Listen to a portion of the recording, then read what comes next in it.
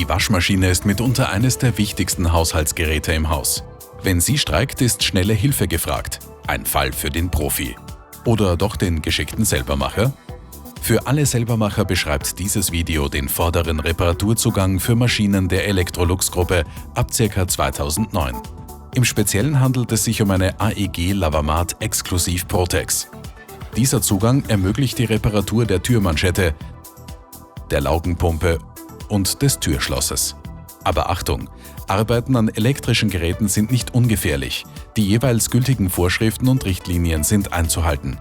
Im Zweifelsfall sollte aber immer ein Profi gerufen werden. Bevor wir mit den Arbeiten beginnen, trennen wir also das Gerät vom Stromnetz, drehen die Wasserzufuhr ab und entfernen sicherheitshalber den Zulaufschlauch. Dann kann es losgehen.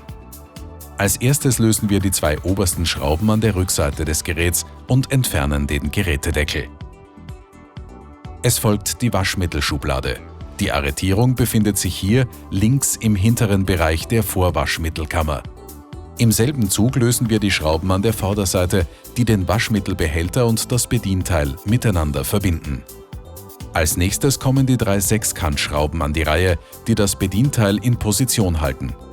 Es folgen die 2 Schrauben des Waschmittelbehälters, ebenfalls Sechskantschrauben.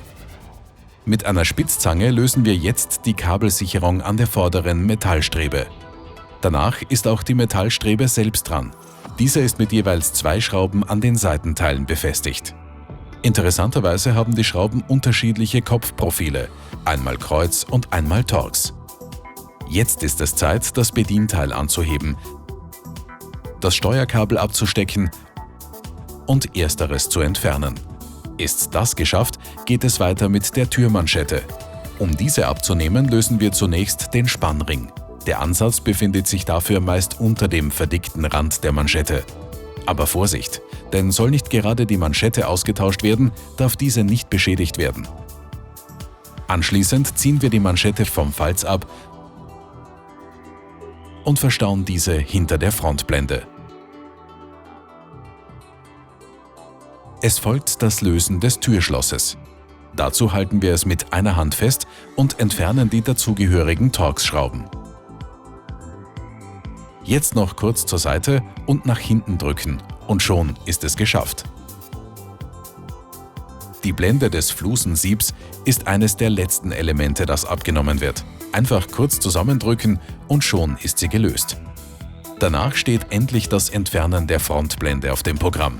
Die Schrauben an der Unterseite des Geräts lassen sich aber nur im gekippten Zustand lösen. Eine Sicherung der Maschine durch eine zweite Person ist hier angeraten.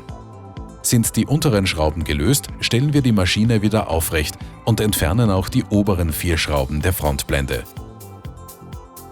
Ein letzter Ruck und die Blende ist entfernt. Geschafft! Die von vorne zugänglichen Bauteile können nun ohne Probleme repariert werden. Das sind die Laugenpumpe, ein defektes Türschloss oder aber auch die Türmanschette.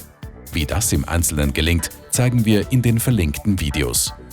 Wenn du ein Ersatzteil benötigst, schau doch auf Schraubdoc vorbei. Es zahlt sich aus, denn YouTube-Abonnenten bekommen bei jedem Einkauf Rabatt.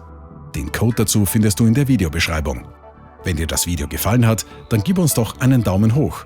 Und vergiss nicht, Schraubdoc zu abonnieren.